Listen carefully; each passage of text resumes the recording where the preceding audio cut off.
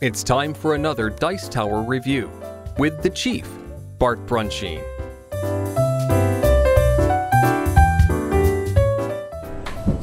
This is the Chief with a review for the Dice Tower on Dancing Dice. Dancing Dice is an older game. I knew nothing about it until I ran into a friend of mine, Dr. Charles Smith.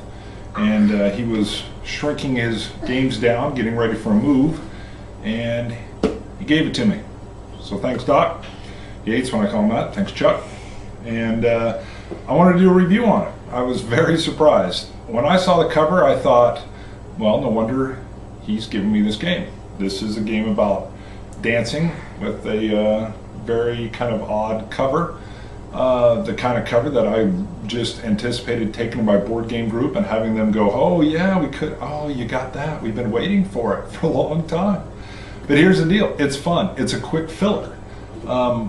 As I started to read it, I thought, oh, is there any substance to this? And then I just realized, well, yeah, it's fun, and there actually is some substance. We'll go in and we'll take a closer look and I'll kind of show you how it works. All right, here we are with a closer look at Dancing Dice.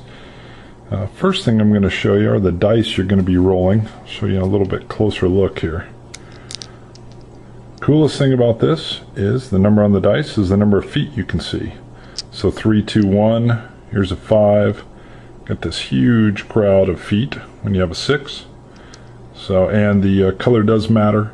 You're going to be setting these down behind your little dancing shield so nobody can see. Of course, this is the blue one, so nobody can see what you've rolled. And then you're going to set up your two like dances that you're going to do for that turn. So here's how it goes. You'll roll all 6 of your dice. You can re-roll any number of dice one time. So I don't have to roll any at all if I got a nice set, or I could just roll 1, 2, 3, 4, 5, or all 6 all over again. All you do is work on a little bit of honesty. Tell your teammates, hey, I'm re-rolling 4. Set your 2 aside, re-roll, and then make the best kind of combination you can. So, speaking of combinations, since you've seen how these little feet are, I'll come back to them being all in their same color here in a second. But we'll first take a look at this board. These are in hierarchy of what beats what.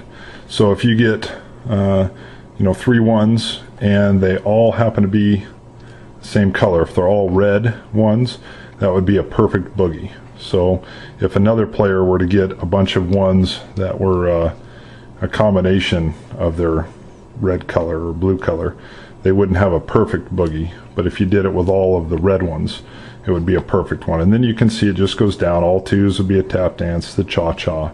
The tango is kind of neat. You randomly roll these like ivory colored dice, and whatever configuration you get is what a tango is. And if somebody gets the tango at the end of the set of both dances, you just re-roll and tango becomes whatever the new method of it is. So that's kind of neat. And then you simply have the combined face value of your dice, so as you're playing. So you can get stuck if you're trying to get a boogie and you end up coming in short. You're going to have some pretty poor numbered dice that are going to end up laying down over here. So what happens is everybody sets up their dances as I showed you before. So they would simply have it behind their screen. They would set up their dices, reveal whatever their score is. They then take their cubes and you put it on, whatever your dice were for that dance. And then, very cool, right on the board to help out, which is what I need, so I don't have to go refer to the rules all the time. If you're playing a 5 or 6 person game, the bottom 3 are dropped out. 3 to 4, the bottom 2, and if you're just playing a 2-person game, whichever one of you is lower is the one that's out. A couple caveats to that.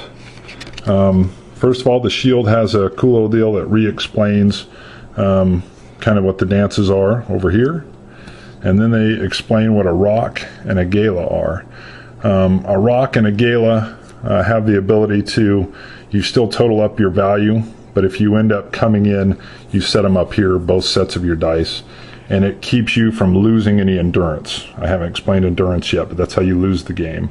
And if you do a gala, not only do you not lose endurance, even if you're the lowest die total on the rung, but you actually will go up 2 in endurance.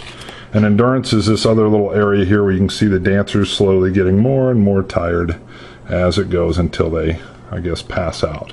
And that's what you have little wooden discs, and the little wooden discs show what your endurance level is.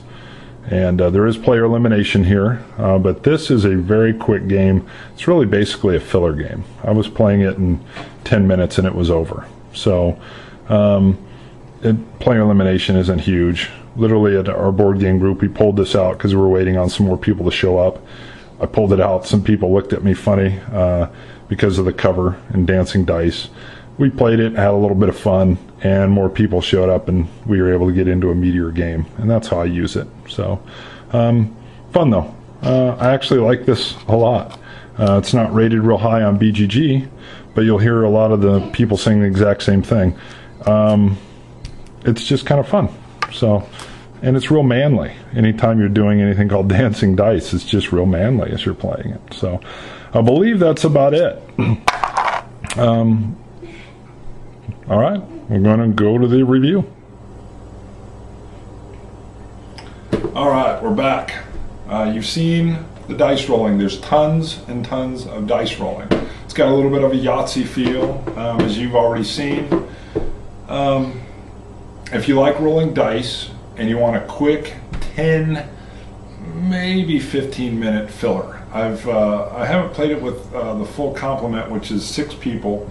Maybe it goes 15 minutes with that, but I mean, really, there's not much lengthening of it because everybody's rolling their dice at the same time. And boy, there's not a lot of AP you can have because you set up your first, you roll once, pick what you got, and if you didn't get what you want, you can re-roll one time a certain number of dice, all of them or one of them, and then just make the best dancing pair you got.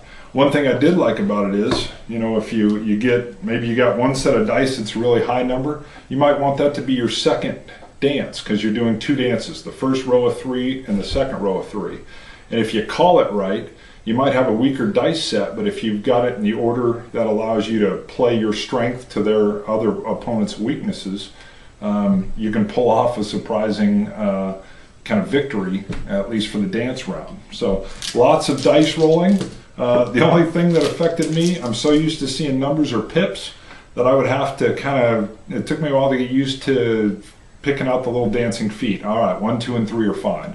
But 4, 5, and 6, I would have to kind of take a little bit of a double take at them.